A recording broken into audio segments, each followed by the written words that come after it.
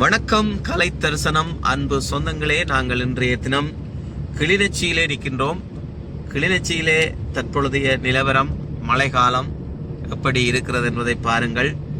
இந்த வீதி எந்த வீதி என்பதை உங்களால் குறிப்பிட முடியுமா, ஊகிக்க முடியுமா என்பதை பாருங்கள். இந்த வீதி மிக முக்கியமான ஒரு வீதி. கிளிநொச்சியிலே இரண்டு இடங்களை தொடர்படுத்துகின்ற ஒரு முக்கியமான ஒரு வீதி. இங்கால பார்த்தீங்கன்னு சொன்னால் இந்த பக்கத்தில் சின்ன மூட்டைகள் எல்லாம் இருக்குது, பச்சை பசேரன் இருக்குது.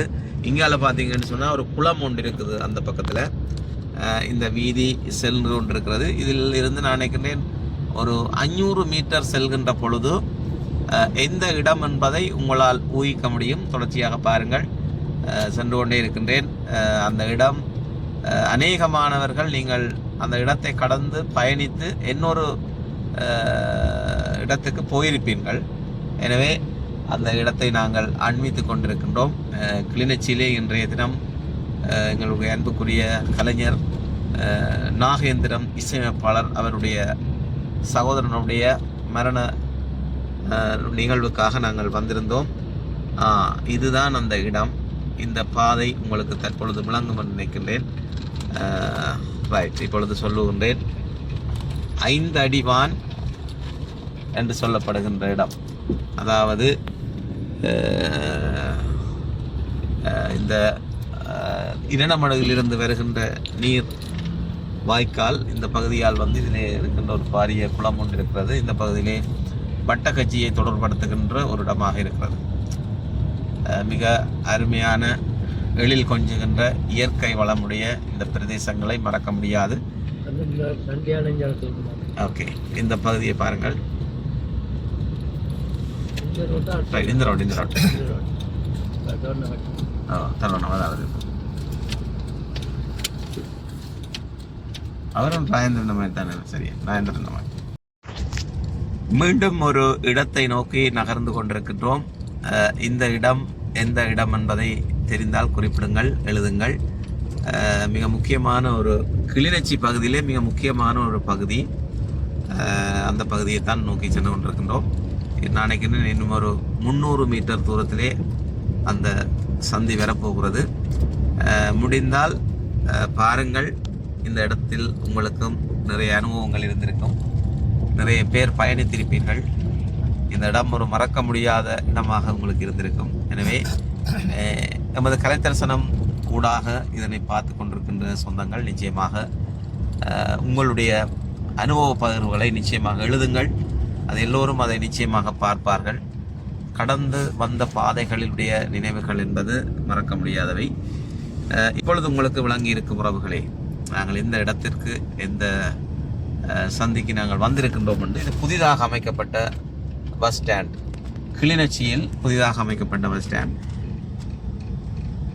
ரைட், இப்பொழுது பாருங்கள். இடம் புரிந்திருக்கும் என்று நினைக்கின்றேன். குறிப்பிடுங்கள், பார்க்கலாம். இடம் நான் சொல்ல போவதில்லை, நீங்களாக பார்த்து எழுதுங்கள். மழை மேகம் சூழ்ந்திருக்கிறது. ஒலிபெருக்கிகளோடு இந்த வீதிகளால் நடந்து சென்ற காலங்கள் நினைவுக்கு வரும். இப்பொழுது பாருங்கள்.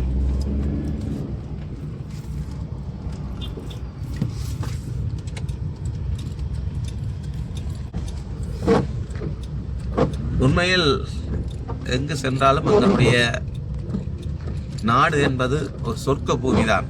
அதான் சொல்வார்கள், சொர்க்கமே என்றாலும் சொந்த ஊரை போல வருமா என்று சொல்வார்கள். அதே போன்று ஒரு சொர்க்க பூமி தான் எங்களுடைய இந்த நாடு.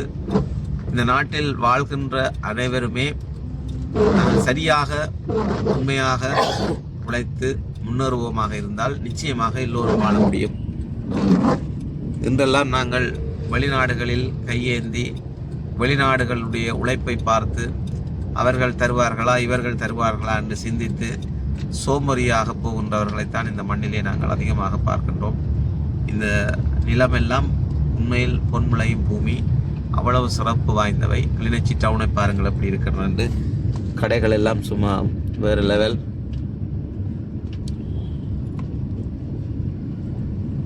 கொஞ்சம் பிஸி இல்லை இன்றைக்கு.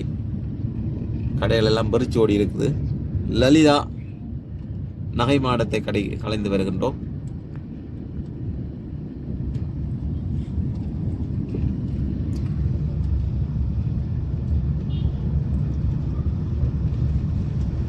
கிளிநொச்சி டவுன் மிகவும் அழகாக இருக்கிறது.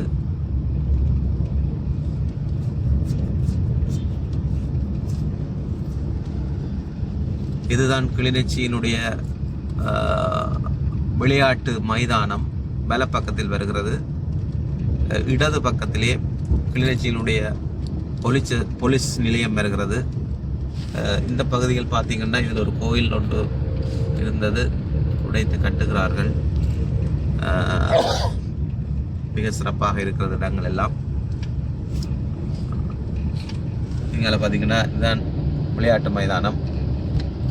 கிளிநொச்சியினுடைய ஸ்டேடியம் பெரிய அளவில் கட்டப்பட்டிருக்கு. இது காவல் நிலையம் கழிந்து சென்று கொண்டிருக்கின்றோம். தற்பொழுது வலப்பக்கத்திலே வட்டக்கட்சியினுடைய வீதி வருகிறது. இதில் ஒரு சிலை ஒன்று வைக்கப்பட்டிருக்கிறது.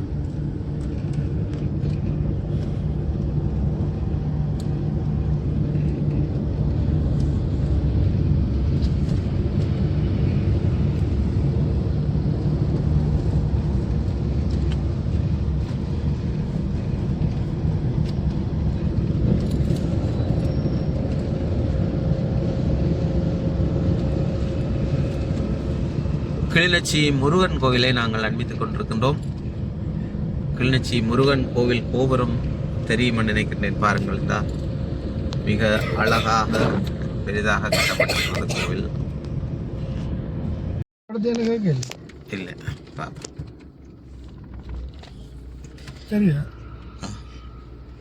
இப்பொழுது நாங்கள் கிளிநொச்சி முருகன் ஆலயத்தினூட பாருங்கள் எப்படி அழகாக கோபுரம் கட்டப்பட்டிருக்கின்றது.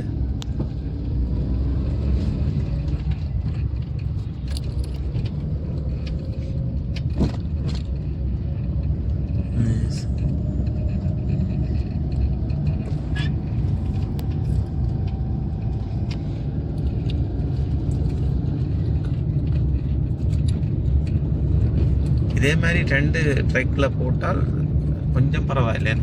இது டபுள் ட்ரெக்கில் போட்டிருக்கல 2 அதை போட்டால் கொஞ்சம் ஆக்சிடென்டல் குறைவாக இருக்கும். இல்லை இது பிரச்சனை இல்லை, ஓட்டு பிரச்சனை இல்லை. லேஸில் இது என்ன மாட்டாங்கண்ணே. இப்போ கொழும்புலேருந்து ஃபுல்லாகவே இதே மாதிரியே போட்டு விட்டா சூப்பராக இருக்கும். ஓரளவுக்கு ஆக்சிடென்ட் இல்லாமல் இருக்கும். அது அப்படித்தான். இந்தியாவில் அப்படித்தான். கரடி போக் சந்தி யாவரப்பு கரடி போக் சந்தியை அன்பித்துக்கிறோம் கிளிநொச்சி.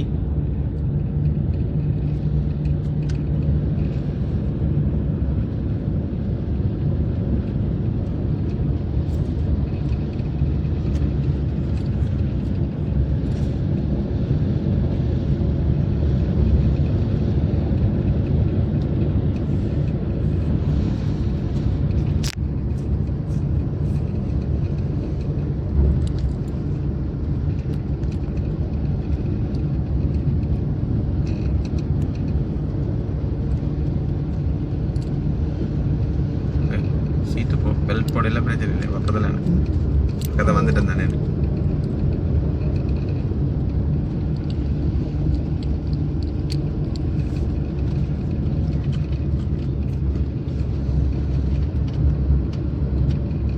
இந்த கடை தான் காமி அதில் டீ குடிச்சிட்டு போவோம்.